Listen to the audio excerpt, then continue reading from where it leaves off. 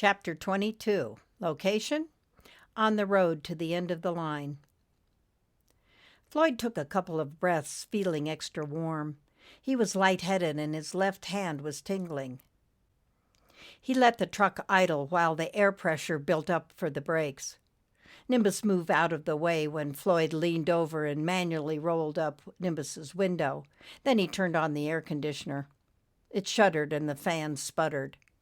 "So how are you planning to go see Ricky while you're in Wisconsin?" Nimbus asked, hoping the cool air would continue. "I plan to see Ricky's family as soon as I drop this load or what's left of it. I may have some extra explaining to do." "Floyd, what are you going to say to Ricky when you see him?" "Beats me. What do you think I should say?" Floyd pushed in the clutch and shifted into first. He did all the usual shifting and clutching until the rig was up to speed on the road. Tell him you're sorry," Nimbus said confidently. "But I'm not sorry," Floyd fired back. "He needs to apologize to me." "But he gave you a grandson. Doesn't that count?" "He's never let me see him, so that's why he needs to be sorry." Nimbus remembered what Michael had said about the elderly and how they are stuck in their ways. He needed to come in from a different angle. He looked at the hole in the truck. "What if you just go see him and tell him that you have a hole in your heart and you want to fix it?" "I don't have a hole in my heart. I just need a little surgery to tighten my valves." "No, not physically, Floyd. Emotionally," Nimbus said, shaking his head. "Emotionally? That would make me a sissy in his eyes, and I'm not a sissy." "Oh." Nimbus dozed with the rocking of the truck, and they traveled in silence, all except the crackle and the conversations of his old CB radio. That, too, was something that Floyd was never going to change. Cell phones were a new form of spyware as far as he was concerned. Floyd noticed he wasn't feeling so well. He had a tightening in his chest, and it was difficult for him to breathe. He was thinking of that commercial again. He picked up his CB radio hand mic and called out on the airway. "Breaker 19, Breaker 19, this here is Lone Star with a medic alert. Anyone out there that can give me some medical advice would be most appreciated, over." Nimbus looked over at Floyd. "What's the matter, Floyd?" "Nothing, little buddy. I just have a few questions." A crackling came back over the radio. "Go ahead, Lone Star. This here's Nurse Betty, over." "Well, Nurse Betty, I've got this squeezing in my chest that's making it hard for me to breathe. I have a history of heart trouble, but this feeling is different, over." "Lone Star, honey, you need to get yourself to a hospital ASAP. What's your 20? Maybe some of you good Samaritans out there can follow this man in, over." Floyd felt a sharp pain. "Where you at, Lone Star, over?" Nurse Betty called out again. "I'm on I-80 heading east, just this side of Des Moines. I'm the one with the green Christmas tree lights, over," Floyd groaned.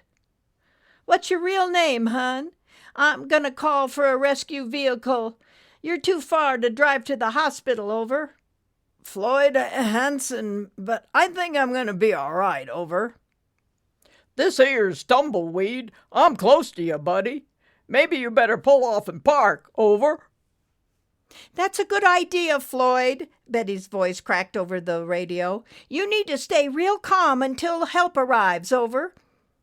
Nimbus was trying not to hold his breath as he listened. He was scared and Floyd was pulling off the road. "Floyd, what's happening?" "Well, I'm afraid, Nimbus, this is the end of the line for me.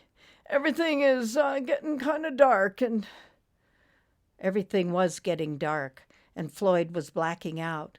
He put the truck in park and opened the window, then said, "Would you do me a favor, Nimbus?" "Sure, Floyd, but don't talk like that." Floyd put his head out the window and rested it on the ledge. He tried to take a breath, but the pain was too great. He looked up at the stars. "Would you find my son, Ricky, and tell him that I'm really sorry and that I love him? He's a banker in Lake Geneva, Wisconsin. He lives by some lake." Floyd's eyes got glassy and he started to gasp. He grabbed his chest and let out a cry. Floyd! Floyd! Nimbus shouted. He was building too fast and needed to get out of the cab. He worked his way past Floyd's head, raining all over his face. Thanks, little buddy, Floyd said. That feels real good. Floyd was calm and closed his eyes. Please, Floyd, Nimbus said, twice his size, staying near Floyd's window like a protective dog. He looked up in the sky and saw two angels approaching. Nimbus had never seen those kind of angels before, but he knew who they were coming for, Floyd. He heard a large truck approaching. He floated up. A cattle truck pulled up behind Floyd's truck. A man darted out to see what was happening. The tall man, dressed like a cowboy, jumped up on the truck's running boards, jerked the door open, and pulled Floyd down to the ground. Trying to remember his CPR training from years back, he popped Floyd's head back and pinched off his nose, blowing 2 breaths into Floyd's mouth. He put his hand on Floyd's chest and pumped 8 times. Nimbus yelled at the angels as they approached. No, go away! He's not ready to die yet! The angels smiled at him and hovered close by, watching the truck driver named Tumbleweed work frantically to save Floyd's life. Off in the distance, sirens were heard. Nimbus got close to the man. He was growing weary and was slowing down. You're doing a good job. Just a little longer. Help is on its way. Don't stop. Tumbleweed looked up at Nimbus as he started pumping on Floyd's chest for the 100th time. He then called out, Holy Mary, Mother of Jesus! Both of the angels said, Amen. Finally, a fire rescue truck arrived and took over, trying to save Floyd's life. Clear! Floyd's body jerked. The angels floated closer. Does he have to go with you right now? He's supposed to go see his son first, Nimbus pleaded. He was dissipating from his sadness. The angels touched Nimbus on the head. It's his time, Nimbus. Just then, Nimbus saw a colorless mass floating out of Floyd's body, drifting transparently up to the angels that were surrounded by a long tunnel. Did anyone else see what I'm seeing? He wondered. There really is a tunnel, Nimbus. Floyd, is that you? He fought to hold back his tears. Hey, little buddy, he called out as the angels gathered on both sides of him. Goodbye, Floyd, Nimbus cried. I'll keep my promise and find Ricky for you. Oh, thanks, Nimbus. We had some good times, didn't we? Yeah, Nimbus started to leak. Don't you feel bad about what's happened. I'm glad to be going home. Floyd and the angels floated up the tunnel as Nimbus looked down at the rescue workers.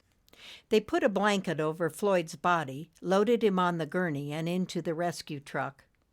Nimbus floated over to Floyd's truck and drifted in through the window to take one last look.